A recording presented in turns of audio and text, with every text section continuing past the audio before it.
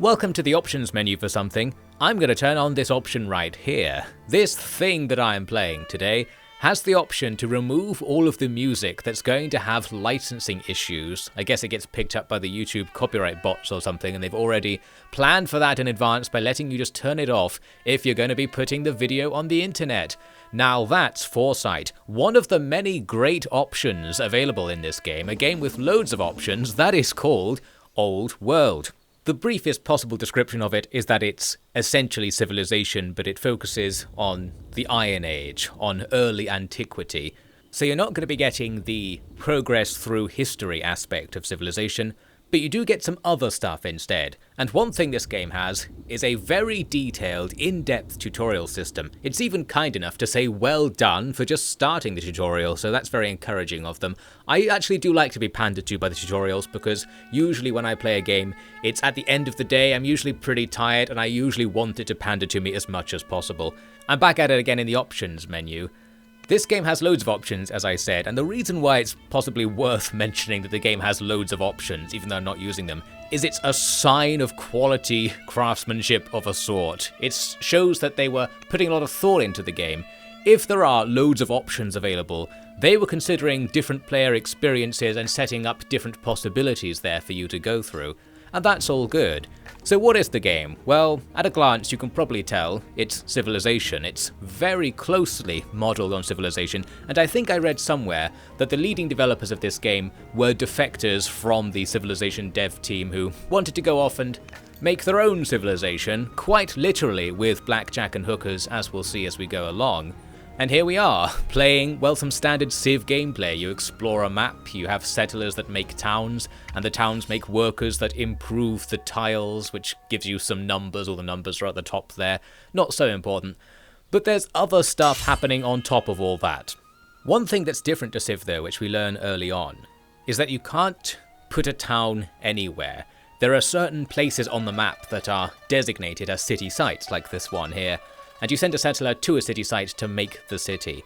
Now, at first you might think that's going to be annoying because you can't just make your territory how you want it to be, but for me, for lazy people like me, it was nice to just not have to make those decisions. I was like, okay, I can only make a city there, I'll just do it then. Now I don't have to consider if somewhere else would be better. So it's ideal for people like me that just want to have a number of cities, and don't really mind where they are specifically, doesn't want to min-max the best locations for cities.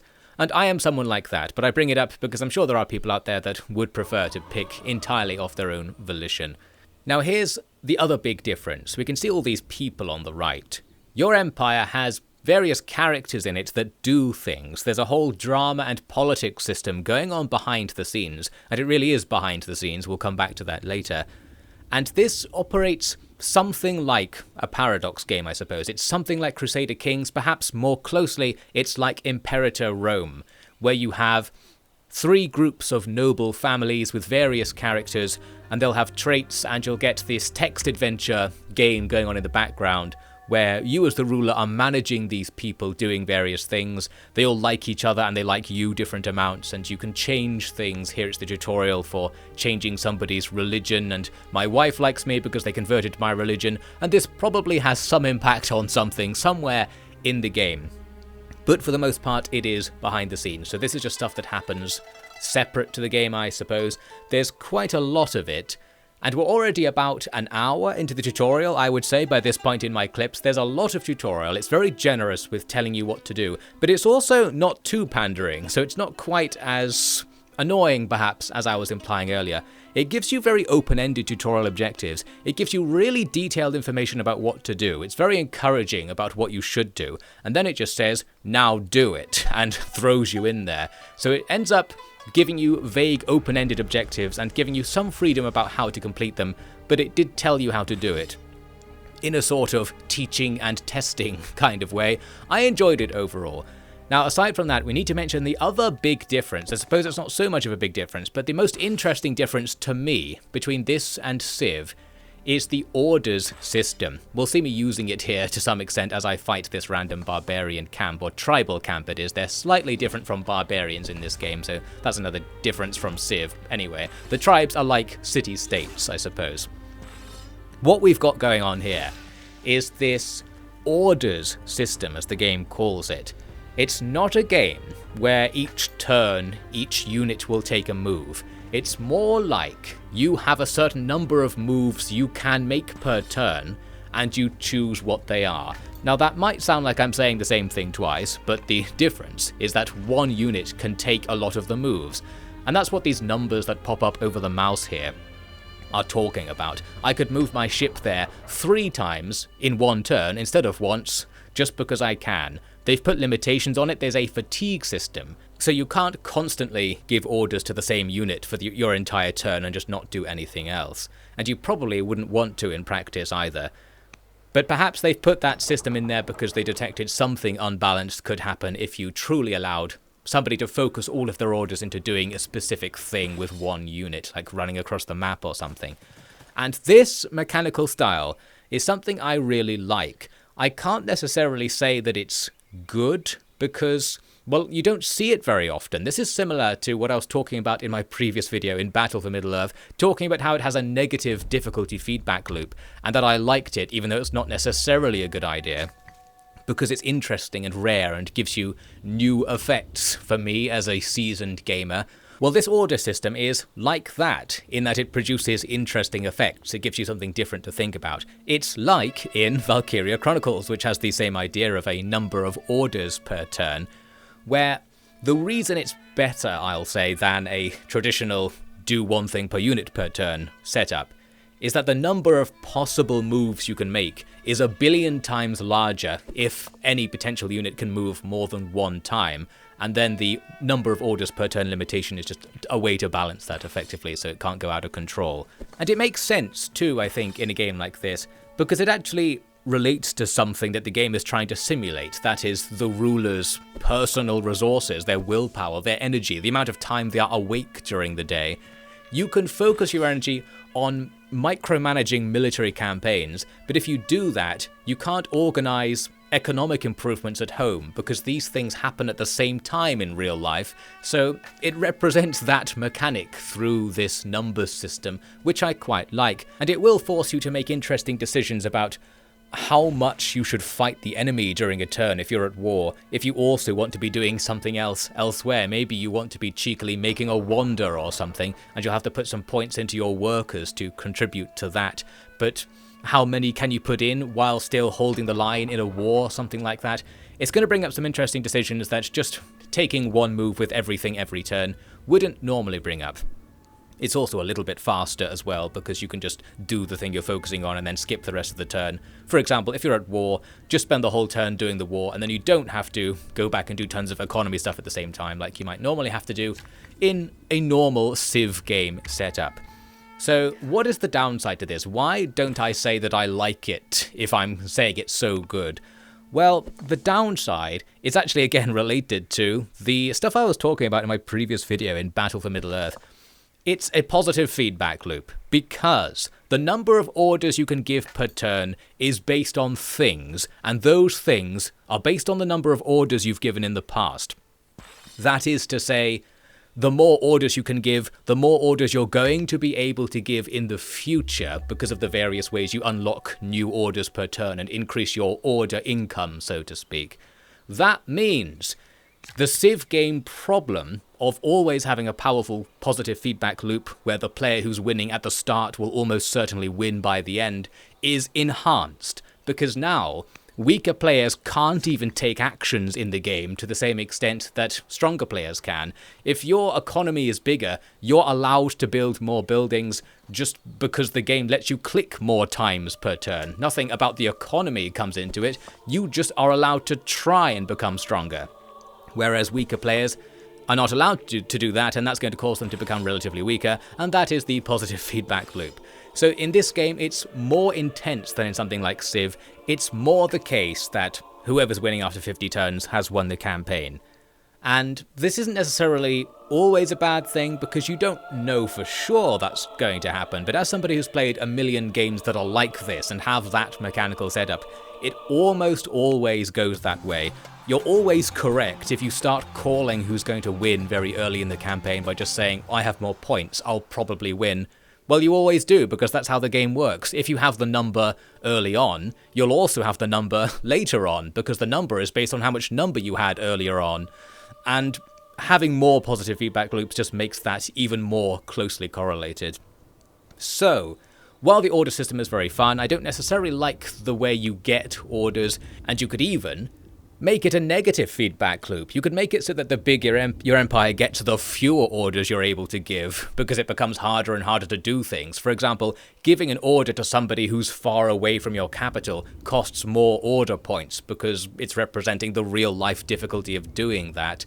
So bigger empires begin to move more slowly and slovenly, because they can't give as many orders per turn, so that it's not so much of an advantage to have an advantage early on. There's more to play for, so to speak. Well, that would have been my preference, I suppose. It's not like that, but I still like the concept, at least, of having this number of orders per turn.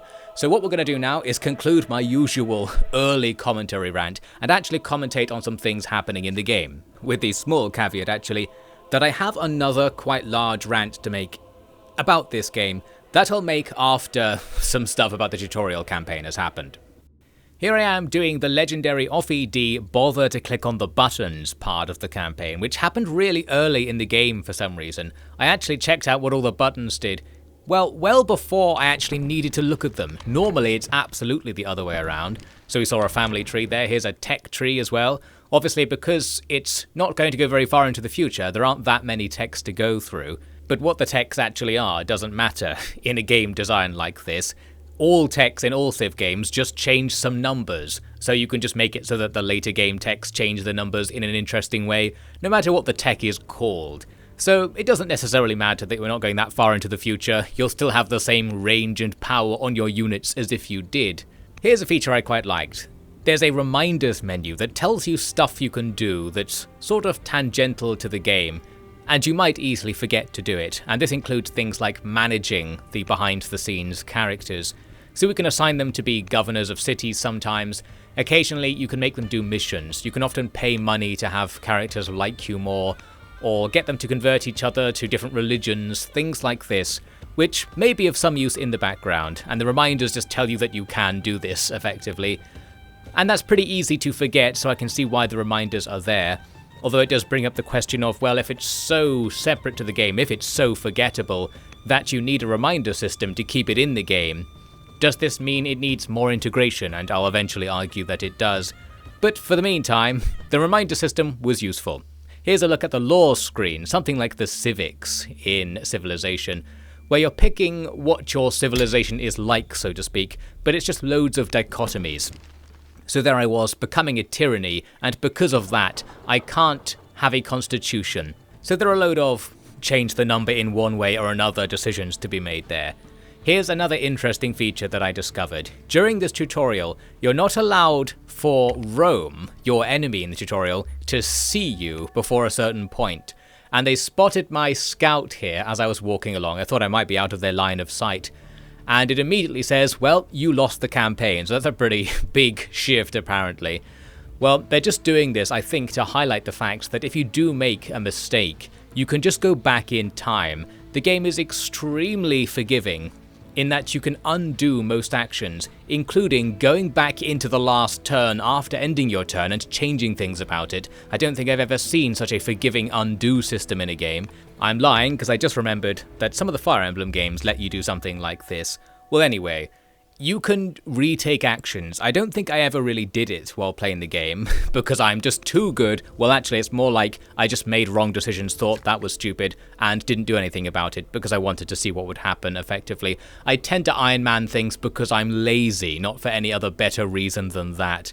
Anyway, so that's nice of the game. You can see the undo and redo buttons in the very bottom left corner. We're not going to be using that feature, but if you did, presumably the game would be easier. After progressing in the tutorial and not letting Rome see me for a bit, we're getting into the final part of this tutorial, where it's going to tell you how to kill people. To help out, it spawns a massive army for you to use, and this is where the order system is going to start coming into play more, because we have all these units to move, but if I want to move them, that's going to cost orders. So now, moving the entire army will be a big hindrance on economic development. In this case, because the only goal is to move the army, we have to do it, but in a real campaign scenario, if you had a big army, actually using it could be a bad thing. Here's an interesting thing you can do. You can connect some of the characters from the background to your units, so this to some extent brings them into the foreground in that the units are now with the character, or have the name attached to them at least, and the characters can level up and it gives you various number changes to the units. Too many to remember or really appreciate, I would say. But this is something. This is a way in which the politics system is more integrated into the gameplay, so I think that's a good thing. We move on forwards and start attacking Rome. Here I am senselessly attacking their civilians. I don't think you could capture civilians and convert them like I think you can in normal Civ. I forget anyway. Well, we just killed the civilians without asking any questions, I suppose. And that's good. I was just demonstrating there that the combat system works like in Civ. Your units just slap at each other doing bits of damage. All of the units are impassable to each other, so only things next to each other will fight. And also in this game, as something loses health, it does not lose any combat efficiency in that its attack doesn't go down. That means the meta is always going to be focus one unit down entirely with all of your units, which means your build needs to be based around ranged units because of the impassable thing. You can't get close to a single unit, so you mainly want to have a couple of melee units blocking access to the rest of your army, and your ranged units will just pile drive one enemy unit per turn to pick them off. As you can see, there are some political events or story events that happen during the combat, because sometimes your characters are off to get themselves killed and you can intervene in some way. Not sure how this really works. You are sort of the ruler, but you're also God in that you just change things happening based on your own whims, even if your ruler character isn't there. A slight ludonarrative dissonance, you could say, if you wanted to care about that. Anyway, we've moved on here. We've defeated some Romans, and we're now starting to take their cities.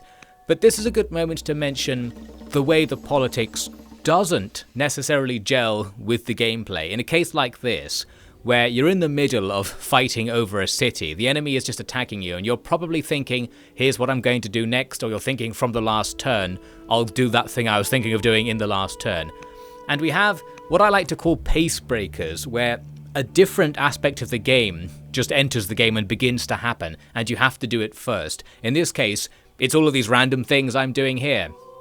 I'm progressing like 6 different text adventures at the same time as doing this war, and I don't remember who these people are. I'm not really sure what numbers to give them and what changes to implement with all these choices, and I don't want to care. I suppose that's what I'm getting at here. When I'm in the middle of the fighting, I don't really want to have to micromanage the stats on somebody in the court by picking their decisions for them through these text adventures.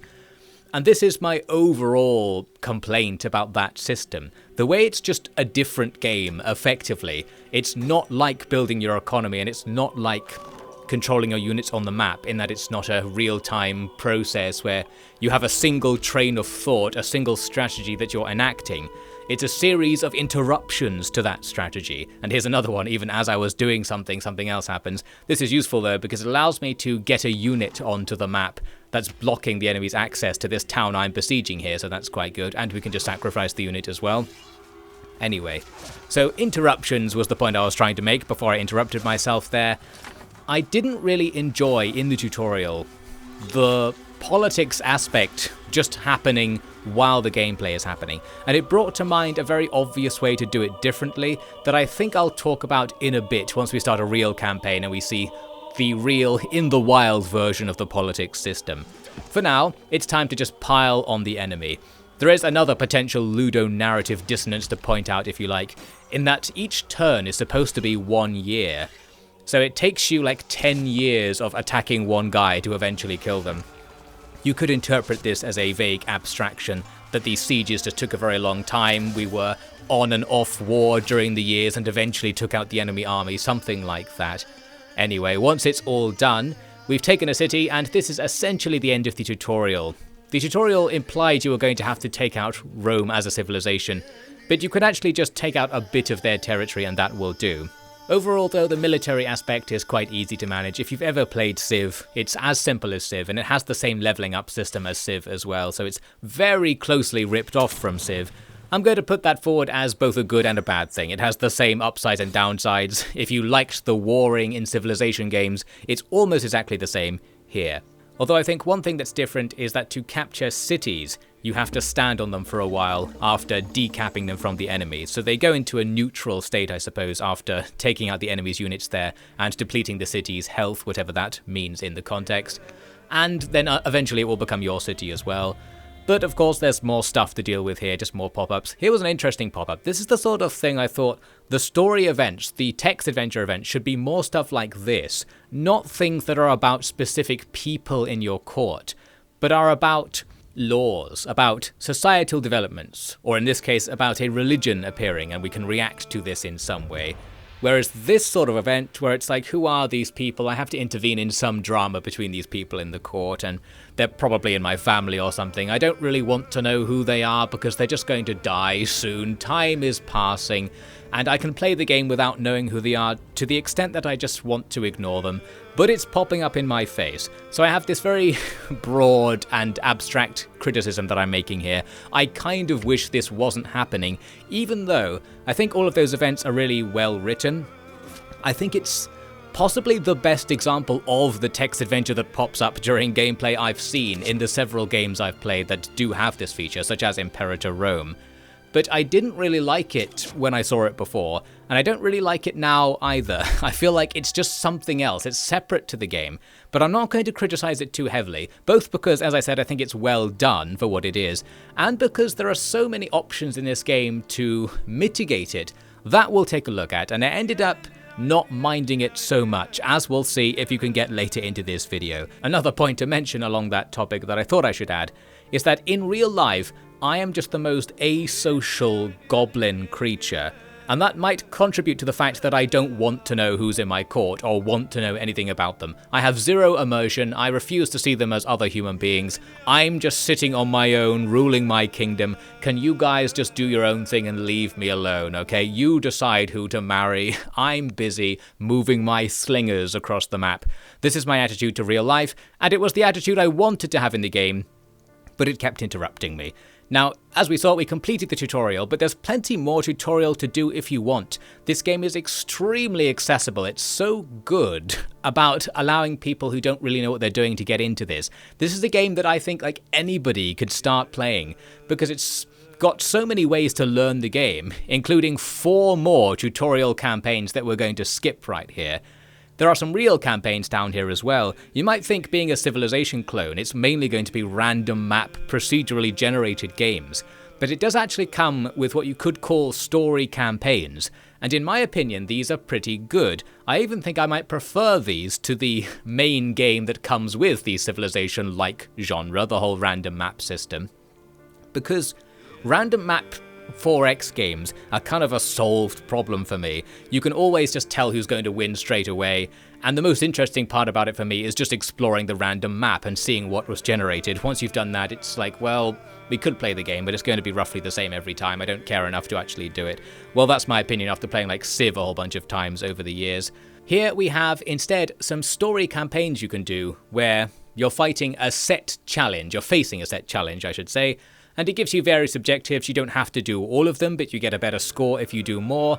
And it's just like a normal gameplay challenge. It's like, can you deal with this situation based on your knowledge of the game mechanics? It's not just the matter of, right, you're in turn 1, you have to build this unit, now you have to build this building in turn 2, you have to kill the closest person to you. After turn 25, you've won the campaign, but we're going to make you play 200 more turns anyway. That sort of thing. That sort of thing that I'm jaded about in 4X games. Well, you could play the story campaigns in this game and not have so much of that. I liked the idea. In fact, I liked it so much that next I'm going to commentate on the first Carthage story campaign. Let's make Carthage then. We start from the very start. We're some colonists from the Eastern Mediterranean. We've showed up at a point and some guy who lived here allowed us to live on the beach or something. We pulled some trickery to get ourselves a bit more space than that, and now we've set up a town in their territory.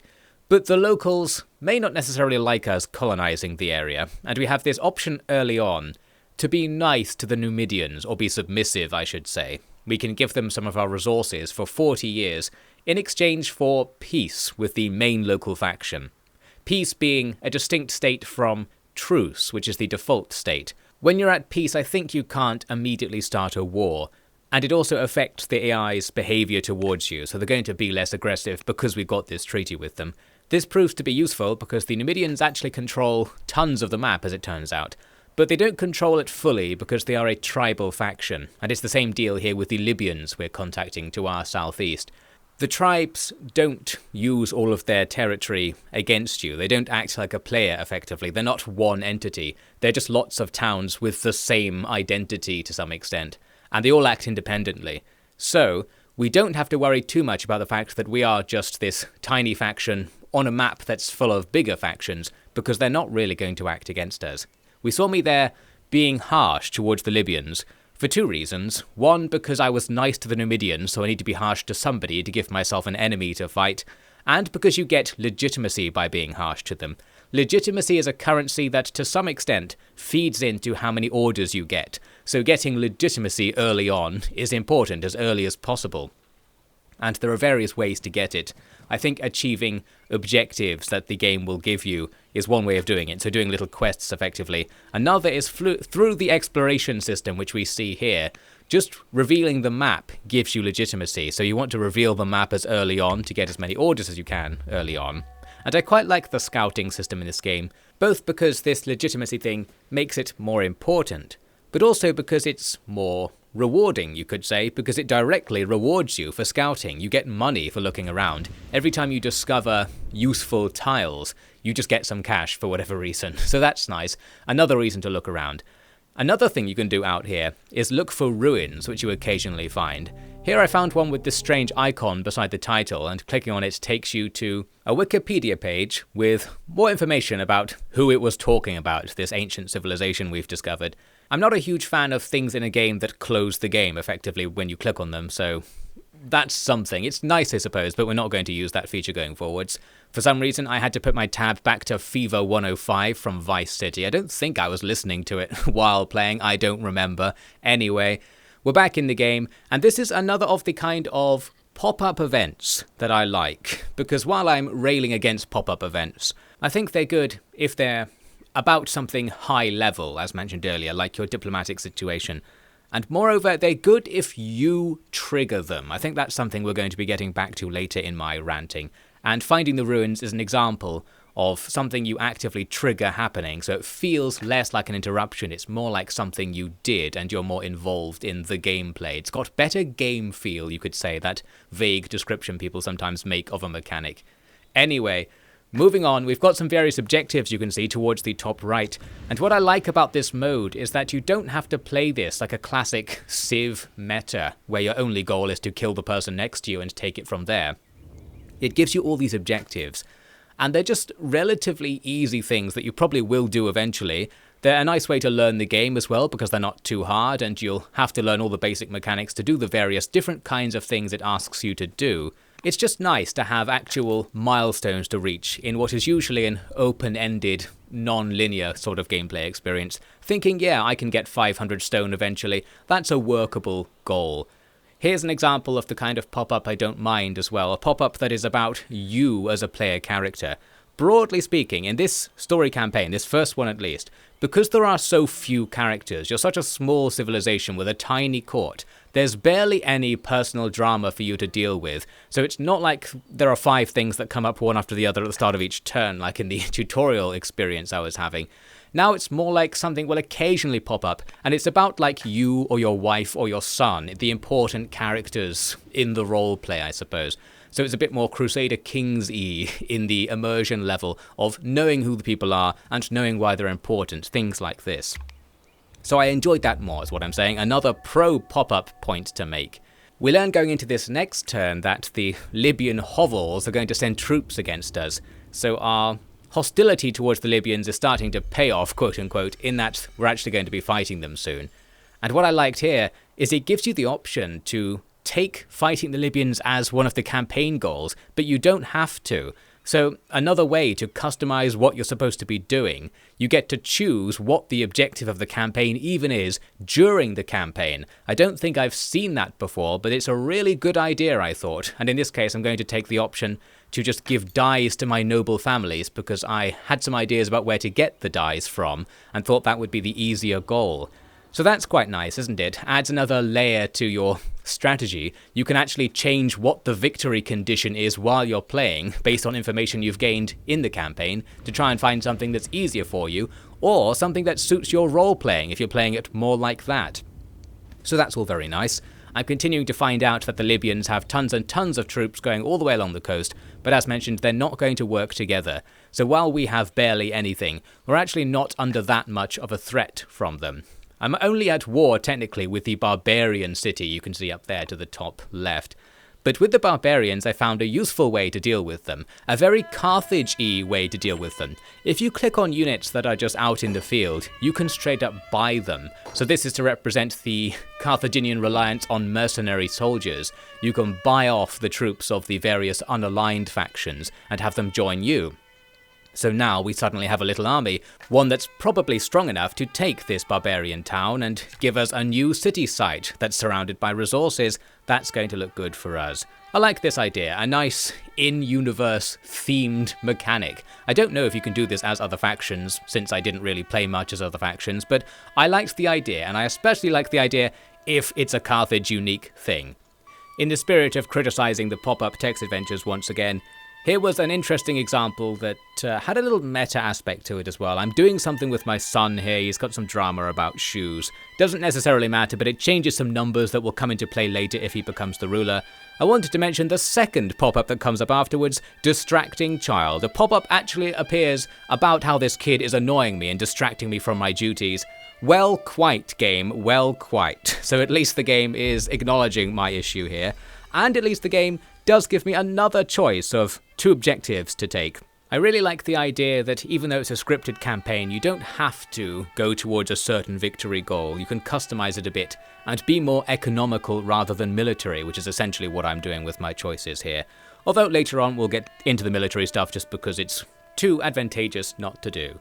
And here's the kind of text pop-up that is in the middle of my tier list of quality of text pop-ups. The ones that aren't really about your faction, but are about the drama between the noble families. So it's better than the ones that are about specific people, in my opinion. And it has a more direct impact on the gameplay, like here I can use it to instantly build something effectively through this decision. So it is doing something in a gameplay sense, more so than giving somebody +1 discipline or something like that.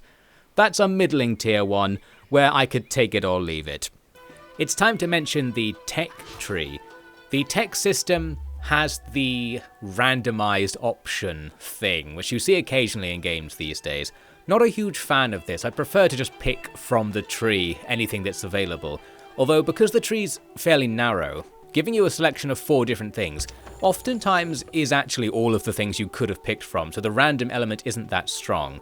The interesting thing to note is that sometimes the techs are replaced in your hand, so to speak, by cards that do something that isn't a tech. And that's what just happened. I just got a free settler because I was able to use the free settler card in the research tree. And if you don't take those non-tech techs, they just go away. So there are like opportunities to stop researching for a bit and do something else, to put your research into producing something. A fun little feature that might, now and again, allow you to get something you really need in a different way, which is cool. Here's an event where we have to pay tribute to Tyre because technically we are a colony of another distant city, so in ancient world rules, we owe the original city who gave us our citizens loads of cash. So I sent them a ton of iron, depleting our entire iron stock to do so.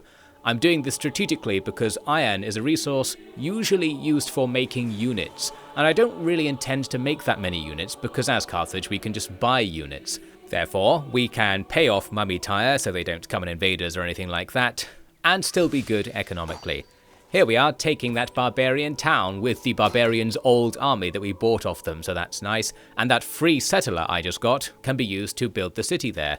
So this means I didn't use any production to get this new town because I didn't have to produce the units to take it or the settler to rebuild it. All very nice, meaning we can focus on the economy and expand thanks to various circumstances and niche mechanics. And it's nice, it's neat that this game lets you do things like that by having all of these little mechanics working on the sides of your main gameplay loop, I suppose. Refreshing from the usual Civ experience. Here I am being attacked by the Libyan raiders. I thought they were actually going to kill me, but it turned out that the one unit of peasant militia I had was enough to bring them down, so we got away with that. I think because we're in a town, the town has hit points that to some extent protects units that are in the town to represent you using defenses. So we were fine. Now it's time for some pop-ups. I was going to say that by this point in the campaign, I was almost getting into the pop-up system because, as mentioned earlier, they tended to be about my own family and I remembered who they were. I think time is still passing a little bit too quickly though. Your family will die off, will grow up and go away fast enough that maybe it's not worth really getting invested in who they are in your headspace. Well, here's something interesting happening. The Numidians have captured one of the heads of noble families and are trying to ransom her back to me. We can go to war, which I don't want to do, we can pay the ransom, which I also don't want to do, or we can just let the noble be taken and see what happens. The thing is, the joke's on you Numidians, because I don't like my high-ranking nobles, because they come into my court and say things and breathe my precious oxygen. It was easier when I didn't have these courtiers back when we were just a tiny village on the edge of a beach somewhere. So I don't really mind if you're capturing my people. I calculated in my head for a bit here the total cost of paying the tribute they were asking for to get this person back. And I was just thinking, well, who is this person? Do I really need this specific person back? We can get another one of these people. We've got people coming out the wazoo, I presume. We've built all over the African coast now. One particular person doesn't matter. Obviously, the noble families will probably be mad at me for this, but according to the tooltips, they didn't seem to mind. There was no penalty for not helping this person, even though they're from one of the big three families. Well, later, they actually come back, as it turns out. While they were kidnapped, they managed to escape, and not only that, their escape process, well, you sort of pick what it was. You picked what they were doing while they were out in the desert somewhere, and they changed their stats based on what you choose. I decided to pick the first one just for no reason, really. It gives you +1 heart. I don't even know what that means. I just thought, I'll take that. They became an artist and came back. So a happy ending to that random tale, I suppose. Another example where I think the text adventure element is quite well done, it was fun, it was good, but maybe I still don't want it to be there anyway. And to highlight that, we're going into the start of another turn now where we've got tons of random stuff happening. Because we have 3 cities, all 3 of the noble families are now in play, so more and more people are joining the fray, and there are going to be way more after this, so basically loads of stuff's happening. What I wanted to say though, is that I think the presentation needs to evolve away from the Crusader King style, where it's listing the in-context things that you're picking, like the lore things you're picking, instead of listing, or perhaps as well as listing, what it actually does in a gameplay sense. So right now, to know what your options do, you open up the tooltips by mousing over the options. Essentially, I'm saying that the thing that it does and what it is in the lore should at least be presented equally, because what it is in the lore actually doesn't matter at all. It's only the thing in the tooltip that matters for gameplay purposes, and you might want to at least give them equal billing and have that stuff be taken out of a tooltip so you can see what number changes you're picking between, what the dilemma actually is for the gameplay. And this might give you a fast lane through the text adventure for someone like me who gets to the point when they don't want to be thinking about what this text actually means in a roleplay sense. I'm just here for some numbers and then I'll go away and do something else. I'm mainly thinking about where I'm going to build my next quarry. I don't care what this guy's doing in particular in his day-to-day life. So if we had 2 columns, I suppose, of what you're picking between, where it tells you the in-universe thing that's happening and what the in-game thing that's happening related to it is. And if you wanted, your eyes could just focus down on the in-game portion of that menu and just say, yep, I'll just take that number. I won't even read why the number came up.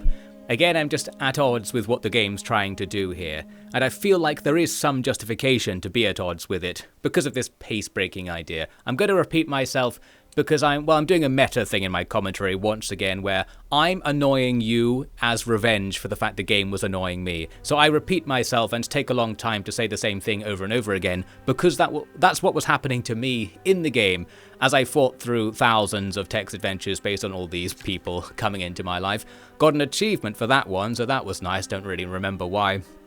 But yes, once you've got off the ground, once your civilization isn't tiny, you spend quite a lot of time doing the text adventures, and it might be nice if there was less of it, and we'll come back to that point, and we'll eventually, I promise, come back to the point where I was going to say the one thing I would change about it that would make it all better. I'll probably say that at the end or something once I go into full rant mode and start redesigning the game in my own head. Anyway, what's actually happening in the game right now is that I've saved up some cash and bought off most of the army of the nearest Libyan tribal camp. I've also built a couple of units of my own, so now we have a substantial force and we can start attacking them. One thing to note though about this whole orders system is that the one big thing you can't do is use the same unit offensively more than once per turn. So once you get close to the enemy and things become a slogging match, it becomes much more like the normal Civ experience where each unit hits each other once per turn. This both, I think, is a bit unimmersive in that it doesn't make sense in the time frame the game's supposed to be happening in.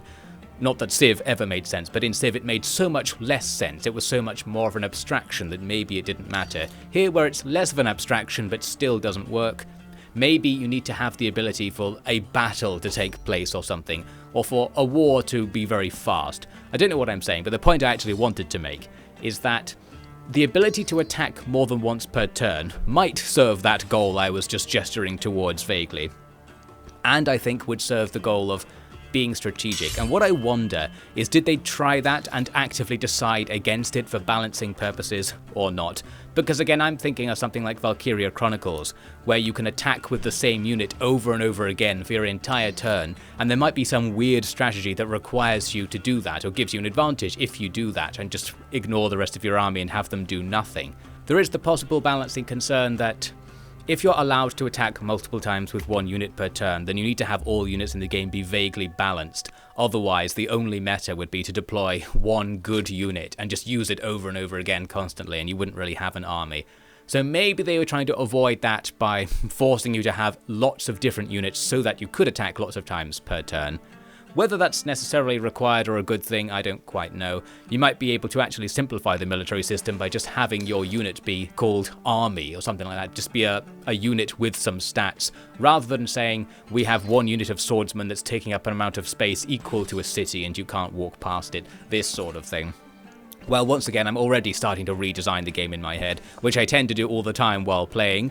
At least in the game, we've taken a city site, I need to make a settler somewhere, and our army is strong enough to go on to attack the Libyans some more, with the caveat that the city sites will turn back into being barbarian camps, I think, if you leave them alone. So you have to leave a unit standing on the site, so it's claimed for you, so to speak. That means my army will get weaker as I push forwards, which I think is a good balancing thing. I don't know if it was deliberately done for balancing purposes, but it's a good idea to mean you can't snowball quite so much, because taking territory will force you to reduce the size of your military just to hold on to it in the meantime. But since we can, in this case, simply buy the enemy's army once we get close to them, we can out-Carthage any camp we come across, even if we just attack it with scouts, for example, so I think we're fine. Here I am slaughtering our way into this next Libyan camp, and there's nothing they can do to stop me doing that to all of their camps. So we've won the war, and because they're not a real faction, they won't really try to stop me. We're good. This first story campaign is basically quite easy because there are no real factions. As you can see, a story event happened, a pop-up thing happened, but it's a good one. It's the one that happened because I did something, the one that's responding to me doing something in the world. And we have another one here, an example of the ruins you can find. This was a case where we can take an option to get some troops out of this. It seems that because we are at war with the Libyans, that was a precondition for being able to get troops out of this. And I'm going to take it, but then I immediately realized this is of no use to me whatsoever, because we're right at the other side of the map here, and the troops spawn here, and it would cost so many orders to have them walk to somewhere useful that I just left them in the corner of the map for the rest of the game, so that was good. Now, on the topic of orders, I think it's time, over this footage of nothing in particular happening, to lay out the idea I had while playing the game that I was gesturing at earlier. And that is to combine the two things that make this stand out from Civ, that being the text adventure system and the order system, in a way that would salve my misgivings about having to do stuff on the screen in between the turns all the time, the various turn-by-turn political events. And that is to simply have them be optional choices to make, that costs orders. So we don't have any footage of this thing I'm envisioning here, so I'll describe it. The idea would be that these things still happen in the background, and maybe at the side of the screen somewhere at the start of the turn, you have a tiny preview of something that's happening, like your character has got the idea that your kid's having trouble in school, and you can choose to spend orders to go and deal with that, which means the text adventure system would be optional, which already excites me greatly, but furthermore it's strategic, so it fits a bit more into the game potentially anyway, in that you as the player are deciding, should I go and spend my ruler's time helping my kid out at school and sort of micromanaging the children to do what they want, or going to speak with this unruly noble who was making a fuss in the market, or whatever the event might be? Or do I spend my time out on campaign? Do I spend my time overseeing economic development in the countryside, the other gameplay elements in the game? And I think that makes sense that you should be asked to choose between doing these things. It would probably mean you have to balance these events such that they're always good to justify having to spend currency to go through them. But maybe that's doable. Well, it definitely is doable somehow if you could work out how to balance it correctly with just using the orders to do something more directly on the map. I think this could be nice. Instead of me sitting here reading 500 million tooltips and just losing my train of thought, losing the pace of what I was doing before, my campaign against the Libyans has come to a crushing stop because I was pulled home to talk to somebody about something so that +1 number could appear somewhere and I'll never see it again. It would be nice if it was a gameplay decision to engage with this, and with the order system here, they've got the perfect foundation to make it a gameplay decision, because the whole game is based around prioritizing doing certain things. You can't do as many things as you need to do each turn, so why not have court business be one of those things you might choose to prioritize, or you might choose to forget the court, just let whatever happens, and go rule directly somewhere else. This is the gameplay allowing you to enact your own rulership style, and if you could get the balancing right, so that it's somewhat viable to mostly stay at home talking to the court, you could have an interesting alternate way to play the game, where perhaps the events would sometimes allow you to be building things or exploring the map or something through your interactions with the court and with people coming and going. And that could be a roleplay style, or just another way to play the game for variety. I think all that's a very good idea, and that it would fit into how the game is already quite well. In fact, it would fit better than the system where you just go through all of the events in a mandatory fashion. Although this sort of event, the event that's happening, as I said, because you've done something, makes more sense to me. It's less of a pace breaker because it's a direct continuation of what you're doing in the game, and not a separate distraction. There's less of an immersion breaker, less of a thought breaker. Let's just keep saying breaker until somebody agrees that the game is broken in some way because of the events, and that maybe they could be handled in a slightly different way that would make me personally a lot happier, and maybe somebody else. That's the best we can offer in a personal commentary that I just make in 10-minute bursts every morning, barely thinking about what I'm saying. I'm probably right, and I can't prove it. Now let's see what else I have to say.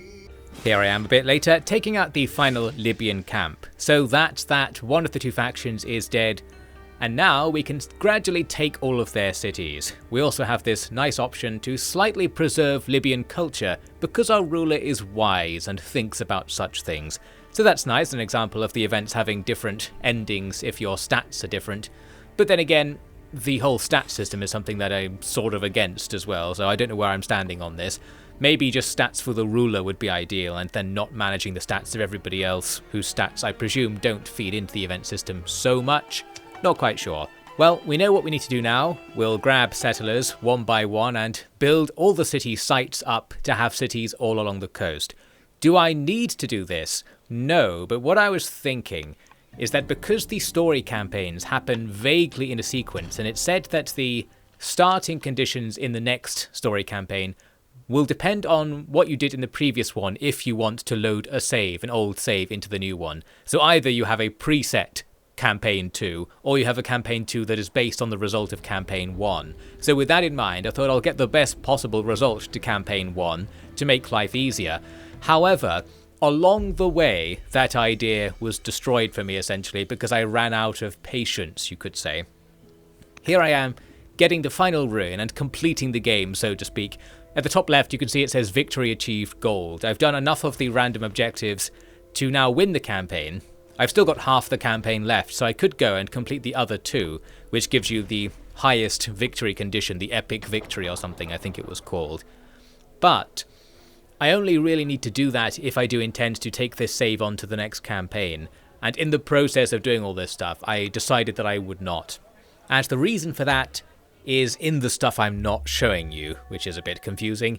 It's in the fact that the event system, the text adventures, eventually ground me down to dust. My patience was eventually expended completely. You might have noted I'm talking about this text adventure system all the time. Well, it's also what I was thinking about. And when you get into a rhythm where not much is happening, you're just ending turns real fast, and it doesn't really matter what you do, the text adventures become less important, but more of the game. To some extent this is okay, because you're doing nothing except doing the text adventures for all intents and purposes. It's easier to focus on what they are and go through them in a more meaningful way, to me anyway.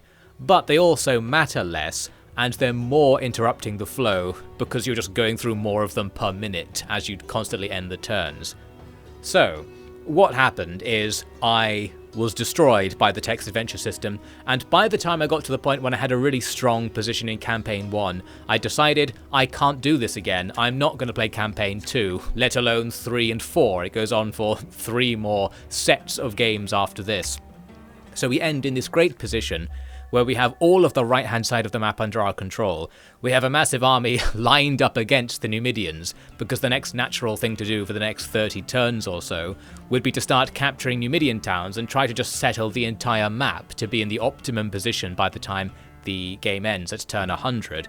But I didn't want to, and that's essentially the end of the commentary on this campaign. I played most of the first story campaign, but the way it went, while it was fun, I also decided I wouldn't want to do any more of it. So I suppose that's a negative review ultimately. I didn't want to finish the story of Carthage because the beginning was too annoying for me to get through, and I'm pinning the blame on the event system as I'm doing throughout this video. That was probably the thing that wore me down. Although potentially the thought of actually going to war with the Numidians was too annoying, because I knew I would win because they have the same AI behaviour as the Libyans, but it would take a while to do it. I did come into the second story campaign and load my incomplete save to see if it would give me the same cities or something. It doesn't completely load through your empire from the previous save, so I'm thinking maybe it should focus more on using the old save to give more continuity. That might inspire me to keep playing here in this scenario. I imagine they didn't want to do that for balancing purposes, but I'm of the opinion that it's just a big work and reward system if you let the next campaign be really easy if the first campaign goes too well. If you put in a lot of time and effort, it's fine for things to become easier as a result, because it feels rewarding. It's a game balance breaking positive feedback loop, the thing I usually complain about, but here I'm wishing it was a bit more like that. Now, this isn't the end of my time with the game, although it almost was, because there was one big thing I hadn't done yet. Just click the new game button and see what happens. All of what we saw so far isn't what happens if you just go to the main menu and click new game. This is the actual game now. It being a random map Civ clone, essentially, with loads of options, but with a text adventure on top and with the order system on top. Easy enough to summarize, and as I started playing, after like the first couple of text adventure events, I was broken again, essentially. I thought, no, I can't go through a whole campaign of doing all that stuff. I just don't want to manage the court. I simply refuse to do it. And this was originally going to be the end of my old world experience. I was just going to be defeated by it. But now, for the rest of this video, we'll look at a different time I played Old World, because I came back. There had been something that caught my eye before that I originally wasn't going to use because of my sort of pure review purposes. There are all these options for changing the gameplay quite substantially, and one of them is no characters mode. So we can actually just turn off the text adventure system that I'm complaining about. So there you go, the game actually provides me the thing that I want in the game. And the reason I didn't want to do that at first is because for complaining purposes, I like to take the game at face value in all of its default settings. because I like to infer this principle that the default settings are supposed to be the best. We infer the developer intention by not changing any settings. However, so many setting changes are made available here that clearly the developer intent was for you to customize the game to a huge degree. You can change massive things like removing huge amounts of the mechanics. We're also going to enable here ruthless AI, which I thought was a really good idea. A mode where the AI tries to actively stop you later in the game if you're winning. The exact sort of thing you need to counter the inevitability of a game like this. There are loads of other modes which I won't go through here, but many of them sounded interesting, and I thought this is all good. You can create some really different campaigns. Civilization games often have this sort of thing at the start where you can customize the game, but this one has it way more than the other ones as far as I can tell. So here we are, doing another random map game, but this time there's no court, so it's much more like normal Civ, and I'll say up front, I found this to be much better. So this whole I don't like the text adventure system, I wish it wasn't here thing, well here we are in the exact same game without the text adventure system. So now, can I even criticize the text adventure system for making me not like the game? You can literally just play the game without it. It's all completely supported.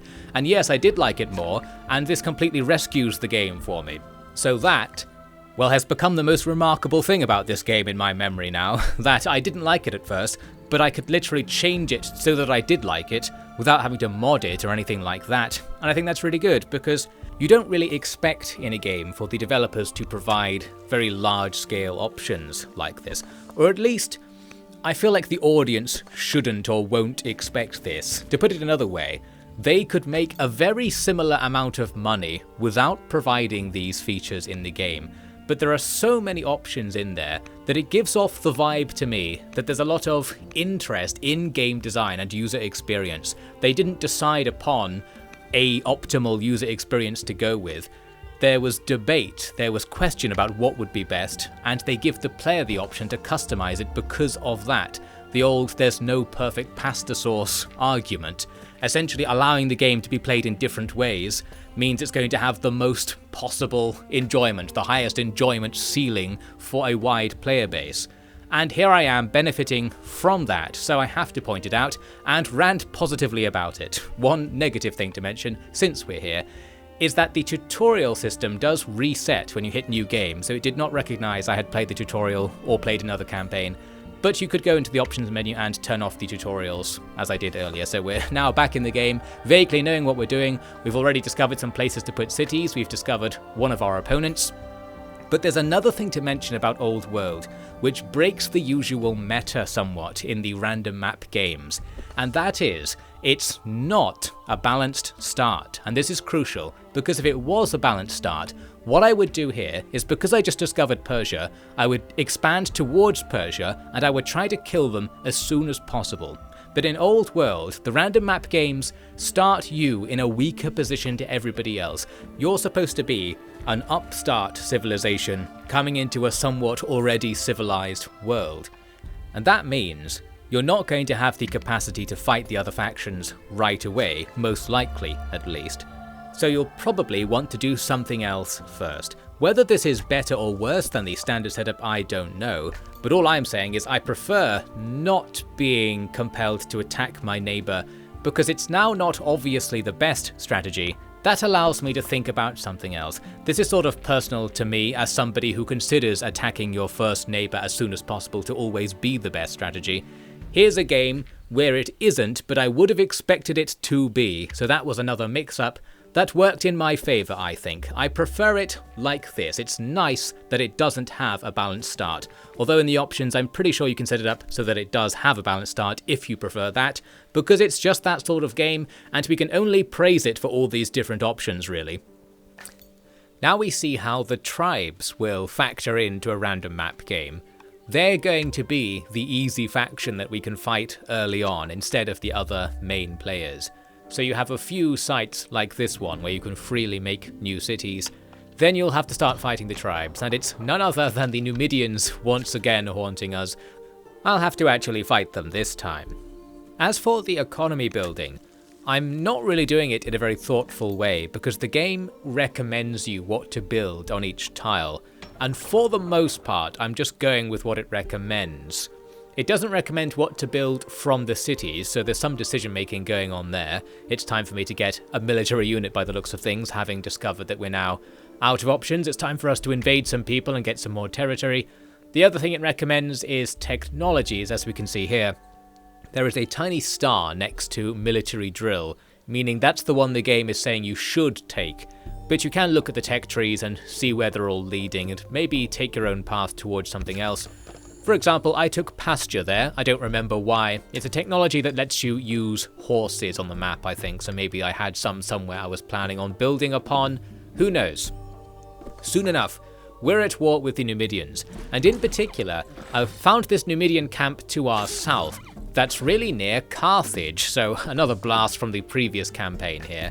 The position of this camp is such that it would naturally fall into Carthage's territory, but I desperately wanted to rush down and take it, because they were on the verge of taking it essentially, so I rushed in and took it while their troops were sitting there ready to do it themselves. This means I now have an outpost that's going to function as an anti-Carthage location. I've slightly stymied their expansion, and if I want to fight them, I have this base that's in their territory effectively. So that will be useful later, probably anyway, that's what I was thinking. We're going to ignore it for now because luckily Carthage didn't immediately declare war on me in exchange for doing this or something. If they were a player, that probably would have been the best call. For now, we're back to fighting the other Numidians because there were 3 or 4 other camps around the place that I could go after. The one I'm targeting right now is to my southeast. There's another camp that's up against the sea, which is on the eastern edge of the map, and I was under the impression that taking sea tiles might be better because they function as trade routes or something. There is a trade route system in the game, but I can't remember how important taking the sea tiles is for that. I presume it's important.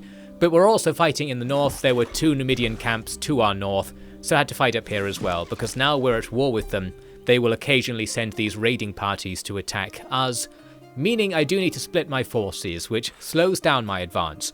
But we also want to play things as fast and loose as possible. We want to have the minimum number of units pushing our borders, so that we've spent the least production time possible making units, because you make units instead of making economic improvements in many cases. So we end up fighting on 2 fronts because of this, with small armies. This one is very small now because I lost the slingers escorting these warriors. I've got half a warrior unit, and they had to defend against 1 more enemy unit to capture this site. I eventually realised they weren't going to do it, and by eventually I mean in the next turn, I think. So we're going to go back and even pull back the settler unit that I had ready to take that location. I played it too fast and loose, essentially. We didn't have enough units there to finish that part of the campaign, but our campaign to the north will be more successful with a slightly more substantial army and spearmen who are a higher tech unit than warriors. I presume they get a bonus against the enemy's cavalry-only units as well, well maybe anyway. So we're going to win in the north is what I'm saying there effectively, but in the south we're pushed back. The good news is that when they come to counterattack, they attack our worker units. Workers have health like military units, but I don't think there's any disadvantage to having your workers lose health, making them absolutely perfect meat shields and distractions. When in doubt, sacrifice your workers, always the lesson of a good ruler. And eventually we defeat the nearby cav and take this town. There's another place we'll need to take along the coast, but also coming into our attention here is the blue faction, Hatti. If you look in the top left, Hatti are the dead last faction. They are the smallest faction, which again makes them a natural enemy for us because it would be easy for us to take them, combined with the fact that they are in the corner of the map. They're encased by us, so it's really easy for us to attack them without risking our borders anywhere else. However, as we saw there, they actually decide to declare war on me. I was thinking of attacking them, but well before I was ready, here we are at war with them. This is going to be a problem because they're actually ahead of us in military tech. It's an interesting war because there are only 2 tiles on the map that join our territory to theirs despite our long border because there's so much impassable terrain. In response to this war, I'm going to pop a rush production. You saw me do it very quickly there. You can spend civics, one of the currencies, to make something be produced in only 1 turn. so I'll spit out an extra unit on the front line here to slightly balance things up. But as I said, we're going to be at a disadvantage because they can deploy Axemen, which will be a straight up upgrade on anything we can deploy. And because of this choke point situation, our units are spread out across our territory, but their units can essentially concentrate on a couple of tiles, and that will cover their entire border with us. So they have a decent advantage here. The other thing that's really working for them is that I'm still at war with the Numidians, so I'm facing raids to the north and south, meaning tons of my units can't reposition to deal with this incursion. And as we see here, they start to move in and capture the territories around this town, even taking out some of our units, and more enemy stuff is on the way there. Things were starting to look dangerous, and I felt very under pressure from what is supposedly the last place player here. Essentially, I'm winning because I have more towns, that's where my points are coming from, but the enemy have the ability to take my towns now because I haven't gone into military enough by this point in the game. We hang on here in the south at least and clear up the current raid. I could use that unit now to move over and defend our other town nearby, but I found a better way to deal with this situation. Diplomacy. You can ask for a truce at any time. You have to spend some of your civics currency to even ask. But luckily, I had forgotten so far in the campaign to enact any laws, which is the thing the civics currency is usually used to do. So we're not benefiting from any of the number changes that laws would give, but now we're free to do as much diplomacy as we want. An interesting quirk about diplomacy is that when you offer a truce, you are at first left to freely attack the enemy while the truce is on the table. And I thought, would that ruin the deal or something? But if you look in the bottom left, there's a little exclamation mark with a tiny number 1 next to it. That means the truce deal has actually been resolved. It's a pop-up event, but it just hadn't popped up yet. But if I clicked on that exclamation mark, it would pop up. Here it is after having popped up. The way I got it to pop up before attacking the enemy, as it turns out, is that I happened to save and load the game another day. And when you load the game, this pops up first and foremost. So I can then negotiate the truce. Had to sell off some food to pay for it, but that's fine. I was very happy to pay for this. Thus, we end up not ruining the truce by attacking them during the negotiations, if that actually is a thing in this game. And we get the truce, and paying for it was easy because I have so many surplus non-money resources that I can just convert to money, that money's fine to get rid of. There we have it. They have to not attack us now for at least 5 turns. Enough time for me to organize myself, I suppose. Not really enough time to build up a big army because it takes at least 5 turns to make units. However, as it turns out, they did not come to attack us again after the truce was over, spoilers. So that's the end of the war for all intents and purposes. In the meantime, I'm now going to get some military tech and generally build up my empire militarily instead of economically, because we're doing more than fine economically. We need to become powerful so that nobody can do anything about us. But the other thing to remember is that I enabled that ruthless AI thing, so whoever's winning draws the ire of the other AI factions. We are now strategically in second place. Not that I want it to be, but to some extent this could be to my advantage, because Persia, by winning, might be annoying Carthage and Greece who they border, and thus drawing attention away from me, and I can just sit here with Hatti on the eastern side of the map. Hatti probably can't conquer us once we really gear up and use our economy to make a military. So I'm fine sitting over here, even being in second place. The way you get points, by the way, is by having successful cities and by building wonders. I think there are a couple of other ways to get victory points by doing certain ambitions. But I believe because we have characters off, the number of ways you can get victory points is more limited. Essentially, if I was to conquer some territory, I would get points, or if my cities were to become bigger and more prosperous, I would also get more points. Or we can build wonders on the tiles. What we're going to be trying to do is all of those things, but we're not going to focus so much on military, because even though we could try to, say, invade Carthage and just take all of their cities to get their 5 points, then we'd be winning, I was happy to sit back and just build up the economy, because it's a bit easier to play and I was feeling chill. You can see me rebalancing the economy by selling off tons of food to get some cash. It reminds me of playing Total War Troy, where you had loads of different resources and you'd constantly juggle between them. And I made a major discovery here. You can actually spend this shield resource to buy orders. The shield resource is military training, a resource used to upgrade your units. But you can instead get more orders, and this was a big discovery because usually, most turns, I need more orders. My economy could develop faster if I had more orders to spend. So now that I know I can get them, we're going to speed up our economic development. Here I'm scoping out this wonder to build. Because the resources are interchangeable, you don't need to have all of the resources to make a wonder. So here I totally don't have enough stone to make a wonder, but as long as I can collect a bunch of money, you can hold Alt, I think it is on the keyboard, and it just converts your resources around so that you do have enough to build the thing you're trying to build, and lets you build things even when they are greyed out, as if you can't build them. Very useful. We end up with 2 projects to attack to our north and to our southeast, where more enemy camps were to fight. The only thing that would stop me from doing this would be an attack from Hattie, but as I said, they just didn't look like they were going to do it, so I started to ignore them. Here was us jumping ahead suddenly in one turn. We gained like 6 victory points because a whole bunch of my towns leveled up at the same time.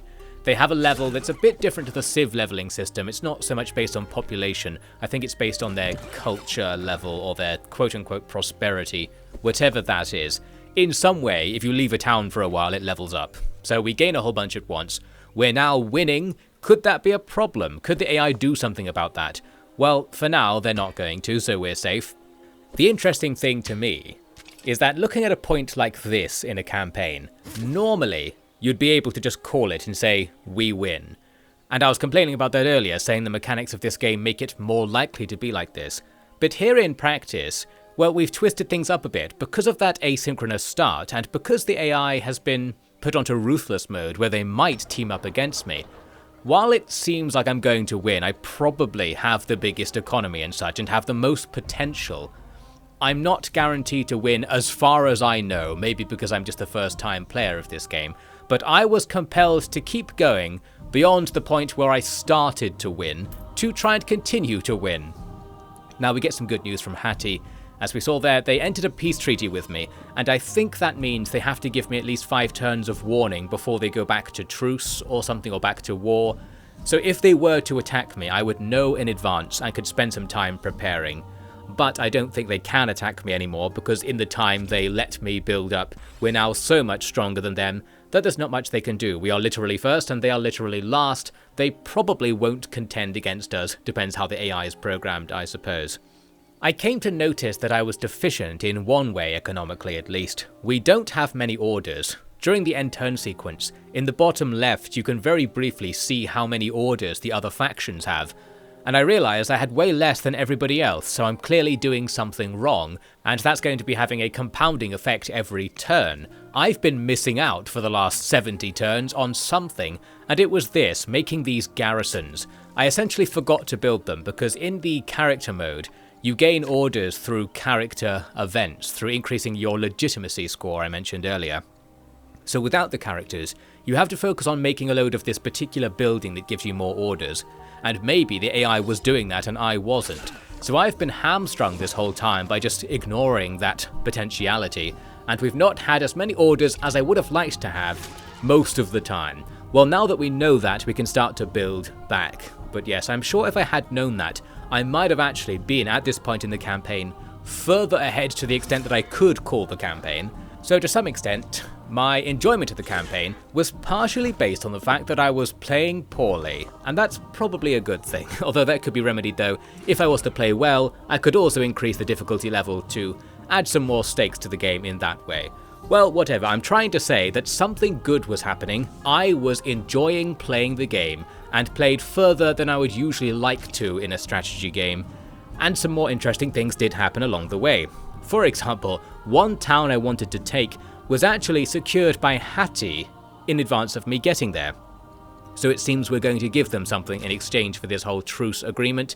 They are really baiting me to attack them here with this move. It would be so natural for us to attack and annex all of Hattie's territory right now. But I'm not going to do it because I didn't really want to, and because I was feeling nice. But we are going to attack somebody, as we'll see. We also just developed Christianity, as it said there. There is a religion system in the game that I hadn't been engaging with at all. You can have paganistic religions or a certain set of organized religions that I guess emerge randomly or based on the laws you pick or something, and you can use them to do various things, I think. But I was more focused here on doing something else. Another important thing that I realized I missed out on quite late into the game was trade routes and the idea of cities being connected to the capital. You're supposed to have either a water or road link between all of your towns, and some of mine were in disconnected pockets, essentially. That means I need to put in roads to link up the various parts of our trade network. We'll see in a second that at some point in the campaign I discovered how to look at your trade network and realized all these things were going wrong. So on top of the orders thing, that's probably another thing the AI was actually doing and was helping them keep up with me. They were getting various passive bonuses because their towns were linked together. I don't remember what it does, but it does something good. It makes a number go up, and most of the numbers going up makes other numbers go up. So it's probably something you want to do as early as possible.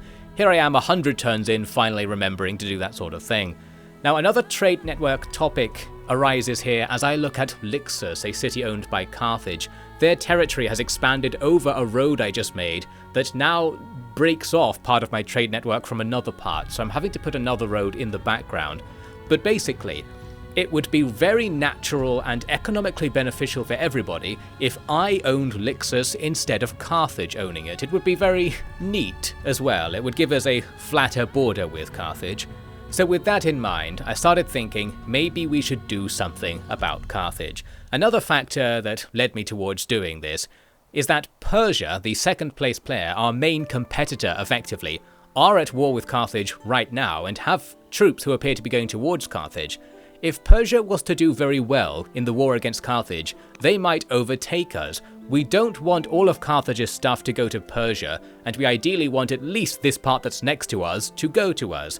So I thought we're going to have to declare war on Carthage actually pretty soon and get on this during the war with Persia. For that, we're going to start spitting out units continuously at our frontline locations, especially making use of the weird base I set up earlier that's in Carthage's territory, which would be natural for them to take from me. We'll militarize that region. We have the chance to adopt a state religion here since Christianity has come along, and you get various number changes for doing so. I did so just because I wanted to, didn't really consider the strategy behind it. I think we can decrease our discontent stat, which is something in the background of the various cities, if they all share the same religion.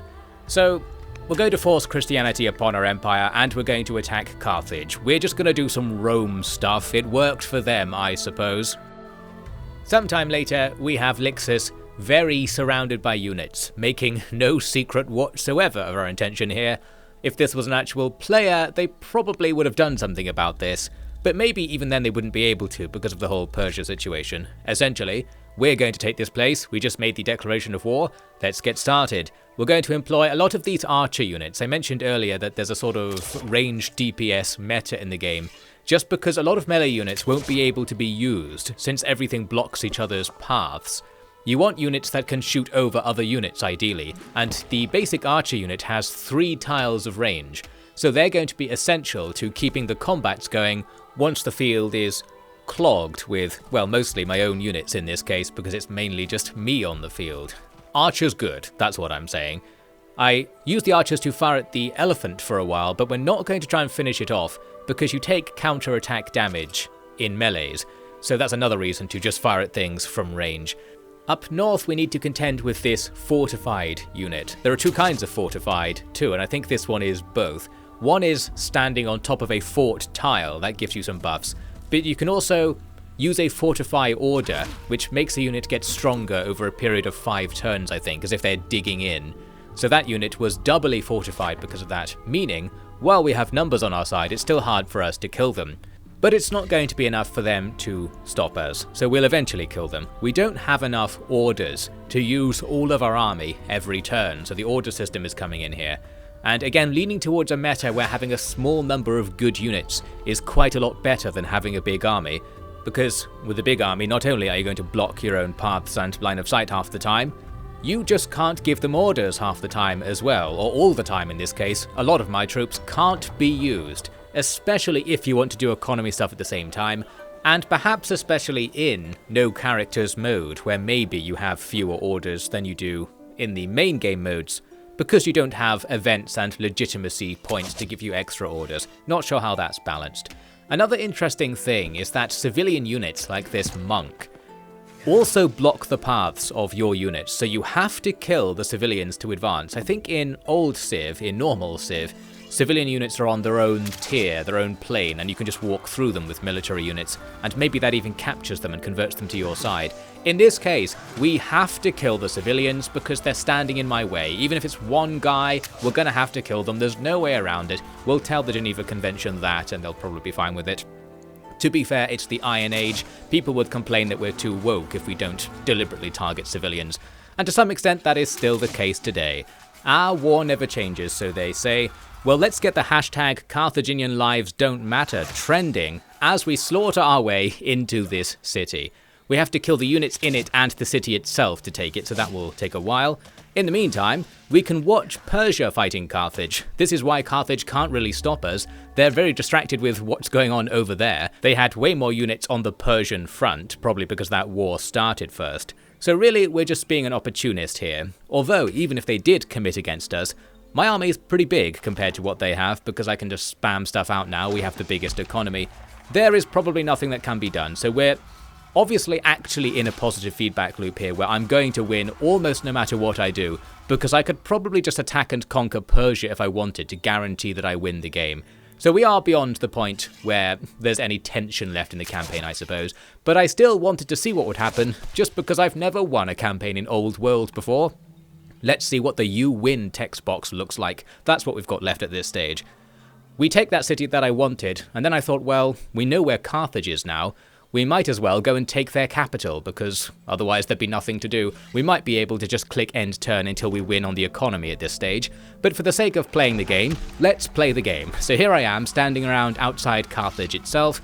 Again, there's nothing at all they can do, and you can see the effect of the paths being blocked here quite a bit. We need our archers on the outside of our formation to shoot in, because we can only attack with a few melee units, and melee units take that return damage, so I don't really want to attack with them anyway.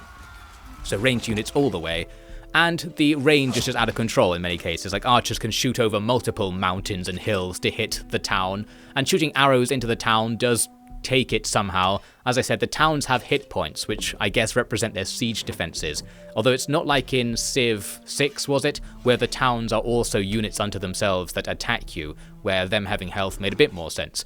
Essentially, there's something in the way. We shot arrows at it, then we walked into the town. Now we'll start taking the town. We've won big time, Carthage loses big time, everybody's happy. You can see that Persia also captured a town over there, which brings an end to the war in a natural sort of way, but Carthage isn't really dead. They have this other town that's on the other side of a mountain range, and where the pass is means it's really only appropriate for me to go through and attack them. So I thought we might as well do that now. There's this catapult down here revealing the location of their town, and then we see the edge of their new territory.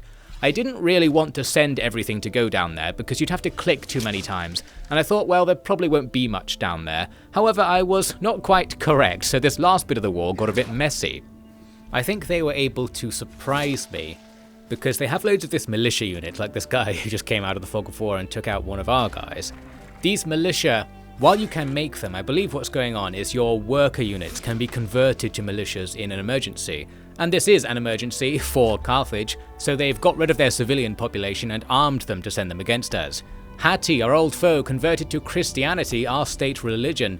So that's most likely going to secure our peace forever. Not that that matters, but a nice lore detail to the campaign as it comes to an end. Now, we slaughtered our way through the Carthaginian armed civilian population as ever, the hashtags going wild out there, and after the time period goes by where you gradually capture the cities you've taken, we gain so many points all at once that, boom, we complete the campaign. And that's that, we get about 50 billion achievements. This is another game, by the way, where you can tell from the achievement data that nobody's played very far in it. It's not as bad as something like AI Wars 2, where nobody's even played the beginning. but it did seem relatively rare for people to have completed any campaigns or any games, which was surprising. I think it was like 5%, something like that. It was less than 1% who had completed the game with no characters mode enabled. So it really is just me that wants it to be like this. Luckily, this review is by and to some extent for me. If you're exactly like me, you will probably like this game because I overall had a good time with it. I thought this little random map game was very neato. It was a good length, a decent amount of fun. I wasn't interrupted by text adventures that I wasn't paying attention to normally, so that was good as well. And I think it's quite generous in the default victory conditions. You don't have to work too hard to win. It doesn't drive you too far beyond the point where winning is inevitable before it tells you that you've won, which is quite good. That's something I'm very sensitive to after having been bored in the many end games of strategy games. And I very much enjoyed the quirk of being the weaker faction to start with. I find that that's a better way to balance the game. As in, normally a game like this would just make the AI cheat so that they have extra numbers going forwards, and that's how they keep up with you. I feel like front-loading the cheating, so to speak, just giving them all of the extra number up front in giving them a better start position, is more fun, from my perspective anyway, because it's more like you have something to work against. You're not consistently being cheated at. You are trying to overcome a challenge that was given to you by cheats. So even though it's also unbalanced in the way that a cheating AI would be, this method feels much fairer and more satisfying to deal with. And it also makes sense in the lore of the campaign you're trying to make, so to speak, as well. So I quite like it. Although on the topic of cheating AIs, the game does have all kinds of difficulty levels, and I didn't rant about it before, so I'll just do it now. I don't have any good footage for it. But this game has loads of difficulty levels, and one thing it does extremely well is tell you what the difficulty levels do. And I've mentioned in a previous video that to some extent I judge that as the indicator of the quality of the game as a whole. A proxy for the developer's skill is the extent to which they tell you what the difficulty levels do. And my rationale behind this grand theory of game analysis is that when they don't tell you, it means they couldn't come up with anything impressive for it to do. But in this game, it tells you everything the settings do, and while it does to some extent just change some numbers, in that the AI will cheat a bit if you increase the difficulty, it does explain that it changes the AI's behavior as well. It changes their probability to be aggressive towards the player in particular. And I think at the higher difficulties you have to play with Ruthless AI enabled to make the AI collectively strategize against you some more. And I liked that they were very forthright about this. I liked how it was presented. I liked what I was seeing from the difficulty levels in the game, and that's why it's a good game. Does this theory hold up? I don't know. Well, in this case, I'll argue that it does, because this does seem like a very well thought out and put together game, with well thought out, put together and communicated difficulty levels. So clearly, whoever made this knew what they were doing, and they even went all the way out of their way to give the game tons of options, as I said, so that even someone like me, who came into the game thinking I'm so fatigued by this game's design that I don't want to play it anymore, but then bounced back and had a pretty good time playing it with alternative settings that seemed like they would be more to my taste, and indeed they were in the end. So that was good, wasn't it? I think this is a well put together game that is probably overlooked, I would guess, based on its achievement data. A lot of people who have it don't play it, or maybe not enough people have it for the achievement data to be accurate, or something like that. Somebody needs to go out there and play Old World. If you like Civ games, you'll probably like this. Although, of course, it doesn't have the Civ time span thing. In gameplay terms, in terms of raw mechanics and number management, this doesn't really make any difference, because in Civ, the transition through the ages was so unimportant, which is one of the things I think was bad about Civ, is that if you just get rid of it, it's still the same game, and this game demonstrates that. If what I presume is the case, in that this game was made by Civ defectors who essentially saw the design and thought of some ways to improve it, this is probably a success on their part. Although I didn't really like the text adventure system, as I said. It's a great implementation of that mechanic, but I don't think the mechanic fits very well with the rest of the game. That's why I was calling it a background system earlier. It's just like a separate game.